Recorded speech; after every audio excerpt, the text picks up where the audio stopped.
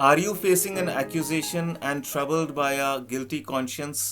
क्या आप किसी आरोप का सामना कर रहे हैं और दोषी विवेक से परेशान हैं? प्रभु यीशु मसीह के पवित्र नाम में एक बार फिर से मैं आपका स्वागत करता हूं। प्रिय दोस्तों, इस सवाल का जवाब आप क्या देंगे मैं नहीं जानता, लेकिन ये तो बात सच है कि हम सब अपने जीवन में कभी ना कभी ऐसी परिस्थिति में से गुजरते हैं जहां हम एक दोषीपन महसूस करते हैं। जब हम एक दोषीपन महसूस करते हैं और कोई ना कोई आरोप हम पर लगाए जाते हैं और वो आरोप सच्चे भी होते हैं। आइए आज हम एक स्त्री की जीवन से संबंधित एक छोटी सी घटना के बारे में पढ़ेंगे परमेश्वर के जीवित और सच्चे वचन से। यूहन्ना रचित सुसमाचार और उसके 8वें अध्याय से मैं कुछ पंक्तियों को पढ़ूंगा और ये वचन आपके स्क्रीन पर आप पढ़ सकते हैं। यहाँ इस प्रकार लिखा है, भोर को वह फिर मंदिर में आया, सब लोग उसके पास आए और वह बैठकर उन्हें उपदेश देने लगा। तब शास्त्री और फरीसी एक स्त्री को लाए जो व्यभिचार में पकड़ी गई थी और उसको बीच में खड़ा करके यीशु से कहा, हे गुरु, यह स्त्री व्यभिचार करते पकड़ी गई है। व्यवस्था में मूसा ने हमें आज्ञा दी है कि ऐसी स्त्रियों पर पथराव करें।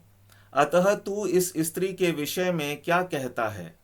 उन्होंने उसको परखने के लिए यह बात कही ताकि उस पर दोष लगाने के लिए कोई बात पाए। परंतु यीशु झुककर उंगली से भूमि पर लिखने लगा। जब वे उससे पूछते ही रहे तो उसने सीधे होकर उनसे कहा, तुम में जो निष्पाप हो वही पहले उसको पत्थर मारे। और फिर झुककर भूमि पर उंगली से लिखने लगा। परंतु वे यह सुनकर बड़ों से लेकर छोटों तक एक एक करके निकल गए और यीशु अकेला रह गया और स्त्री वहीं बीच में खड़ी रह गई। यीशु ने सीधे होकर उससे कहा, हे नारी, वे कहाँ गए? क्या किसी ने तुझ पर दंड की आज्ञा ना दी? उसने कहा, हे प्रभु, किसी ने नहीं। यीशु ने कहा, मैं भी तुझ पर दंड की आज्ञा नहीं देता। जा और फिर पाप ना करना। प्रिय दोस्तों, इस स्त्री ने उस दिन जब वो ऐसी परिस्थिति से गुजर रही थी, एक ऐसे व्यक्ति से उसकी मुलाकात हुई। ये उसकी खुशनसीबी थी, ये उसका सौभाग्य था कि वो लोग समाज के अपने आप को धर्मी मानने वाले लोग, शास्त्री और फरीसी, वो पंडित लोग उसको प्रभु यीशु मसीह के पास ले गए और वो प्रभु को भी परखना चाहते थे कि प्रभु कैसा न्याय करेगा। और उस स्त्री के लिए एक सौभाग्य की बात थी, ये एक उसके लिए एक आशीष की बात थी कि वो लोग उसे प्रभु के पास ले गए। उन्हें नहीं पता था कि प्रभु एक बहुत ही अद्भुत कार्य उस स्त्री के लिए करने वाला है।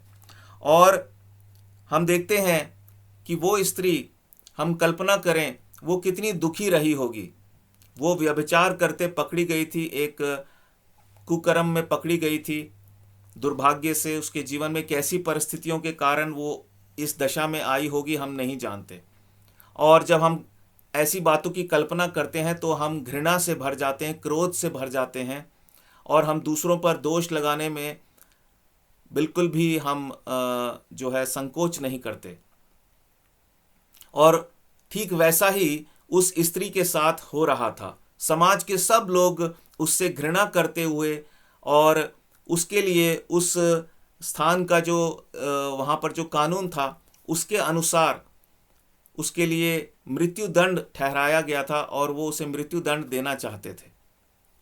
और वो स्त्री दोष से भरी हुई, दोष के कारण वो पहले ही वो अपने दोषीपन से परेशान थी और वो इतने सारे लोग उस पर आरोप लगा रहे थे। ऐसे में उसे एक सच्चा न्यायाधीश मिला और वो और कोई नहीं, स्वयं परमेश्वर है, प्रभु यीशु मसीह के रूप में। और हम देखते हैं उस दिन उस स्त्री को उस दुर्दशा में जिसमें वो थी, सब उसके ऊपर आरोप लगा रहे थे। वो दोषी विवेक से परेशान थी, उस दिन उसको छुटकारा मिला। और इतना ही नहीं, प्रभु ने उसको एक सम्मति भी दी। प्रभु ने उससे कहा कि तू फिर पाप ना करना।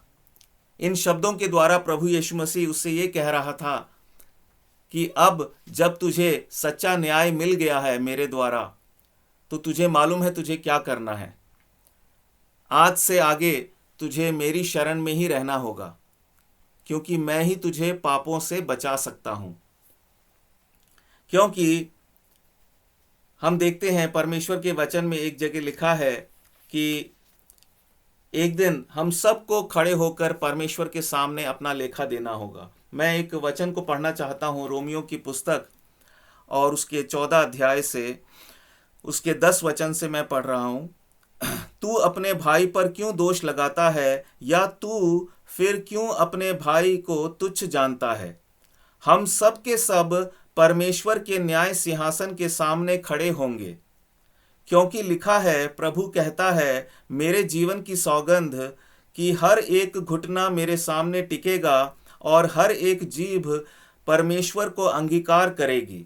इसलिए हम में से हर एक परमेश्वर को अपना अपना लेखा देगा। प्रिय दोस्तों, हम देखते हैं कि प्रभु यीशु मसीह हम सबको निमंत्रण दे रहा है। इस स्त्री के विषय में तो उसका सौभाग्य था, उसको प्रभु के पास ले जाया गया और वहीं पर उसने प्रभु के द्वारा एक न्याय उसने पाया, उसने छुटकारा पाया, उस आरोप से छुटकारा पाया, उस दोषी विवेक से छुटकारा पाया। और प्रभु यीशु मसीह ने सबको निमंत्रण दिया है, क्योंकि एक जगह प्रभु ने अपने होठों से इस बात को कहा, हे सब परिश्रम करने वालों और बोझ से दबे हुए लोगों, मेरे पास आओ, मैं तुम्हें विश्राम दूंगा। प्रभु यीशु मसीह जानता है कि हम सबके जीवन में, जैसा मैंने शुरुआत में कहा, हो सकता है आज आप कहें कि मैं किसी आरोप का सामना नहीं कर रहा और ना ही मेरा विवेक दोषी है, लेकिन आज नहीं तो कल आप इस परिस्थिति से जरूर गुजरेंगे, क्योंकि परमेश्वर का वचन कहता है कि हम सब पाप में जन्मे हैं और जब तक इस संसार में हम जीवन बिता रहे हैं, हमारी निर्बलता के कारण हम कहीं ना कहीं चूक जाएंगे, हमसे गलतियां होंगी, और केवल उस दशा से छुटकारा देने के लिए प्रभु यीशु मसीह ही हमारी सहायता कर सकता है, क्योंकि वो सच्चा परमेश्वर है। हम देखते हैं इस छोटे से घटनाक्रम में कि वहाँ पर जो भीड़ थी, वहाँ पर सब लोग वहाँ पर अपने आप को दोषी महसूस कर रहे थे और वो प्रभु यीशु मसीह को कोई जवाब नहीं दे सके। प्रभु ने उनसे कहा, तुम में जो निष्पाप हो वो पहला पत्थर उठाकर इस स्त्री पर मारे। किसी के पास जवाब नहीं था, कोई प्रभु के सवाल का जवाब नहीं दे सका या उसके सवाल के उत्तर में कुछ कह नहीं सका, और वहां से वो वापस चले गए। क्या छोटे क्या बड़े, सब वहां से वापस चले गए। और ये दिखाता है कि प्रभु यीशु मसीह के पास फिर प्रभु ने कहा, मैं भी तुझ पर दंड की आज्ञा नहीं देता, क्योंकि प्रभु के पास अधिकार है। ऐसा नहीं कि वो लोग अगर कहते कि नहीं प्रभु हमने पाप नहीं किया, तो प्रभु कहता, ठीक है बेटी, मैं भी अब तेरे पाप क्षमा नहीं कर सकता, मैं तुझ पर दंड की आज्ञा मुझे देनी पड़ेगी। लेकिन सच्चाई ये है कि वहां पर कोई भी ऐसा नहीं कह सका कि मैंने कभी कोई पाप नहीं किया, मैं निष्पाप हूं। उन सब ने एक प्रकार से स्वीकार किया कि हाँ, जो आरोप हम इस स्त्री पे लगा रहे हैं वैसे ही आरोप तो हम पर भी लग सकते हैं, और हैं, लगे हैं। हम जानते हैं हमने क्या पाप किए हैं, दूसरे लोग नहीं जानते। फर्क सिर्फ ये है, आज इस स्त्री के पाप सबके सामने पकड़े गए, पर हमारे जीवन में ऐसे कई पाप हैं जिन्हें हम जानते हैं और बहुत से लोग उनसे अनजान हैं, और इसलिए वहां पर कोई भी प्रभु का सामना नहीं कर सका। प्रभु ने उस स्त्री को छुटकारा दिया उन लोगों के आरोपों से और उसके अपने दोषी विवेक से। ठीक इसी तरह से प्रभु आपको और मुझे भी छुटकारा देना चाहता है। मैं प्रभु का धन्यवाद करता हूँ, मैंने उस छुटकारे को पाया और हर रोज़ उस छुटकारे की आशीष को मैं भोगता हूँ, क्योंकि जीवन के इस लंबे सफ़र में कभी न कभी हमसे गलतियाँ होती ही रहती हैं। प्रभु का धन्यवाद हो कि उसने सच्चा न्याय प्रकट किया। वो दोष लगाने नहीं आया, वो दंड देने नहीं आया, बल्कि वो क्षमा करने आया। और प्रभु यीशु मसीह के पास, सिर्फ प्रभु यीशु मसीह के पास, उसे छोड़ और किसी के पास पापों की क्षमा देने का अधिकार नहीं है। इसीलिए हम देखते हैं कि वहाँ वो सारी जो भीड़ थी समाज में, जितने भी लोग थे वहाँ पर, वो सब चले गए। किसी की हिम्मत नहीं हुई प्रभु यीशु मसीह का विरोध करने की। प्रिय दोस्त, अगर आपने प्रभु को, क्योंकि उस स्त्री को जो सम्मति दी गई कि प्रभु की शरण में आ जा, प्रभु ने सबको निमंत्रण दिया है, आपको भी निमंत्रण दिया है। प्रभु कहता है, हे बोझ से दबे हुए लोगों, हे सब परिश्रम करने वालों और बोझ से दबे हुए लोगों, मेरे पास आओ, मैं तुम्हें विश्राम दूंगा। उस स्त्री ने विश्राम पाया। परमेश्वर आपको भी विश्राम देना चाहता है, क्योंकि एक दिन हम सबको परमेश्वर के सामने खड़ा होकर अपने अपने कामों का लेखा देना होगा। हमारे पाप सिर्फ प्रभु यीशु मसीह ही क्षमा कर सकते हैं, क्योंकि केवल प्रभु यीशु मसीह ने हमारे पापों के लिए, आपके पापों के लिए, मेरे पापों के लिए अपनी जान दी और तीसरे दिन मुर्दों में से फिर से जीवित हुआ। प्रभु आपके जीवन में आए और आप प्रभु की शरण में बने रहें, यही मेरी प्रार्थना है। मैं बहुत जल्द एक बार फिर से एक और खुशखबरी लेकर आपके साथ में जुड़ूंगा। प्रभु आपको बहुत आशीष दे। God bless you.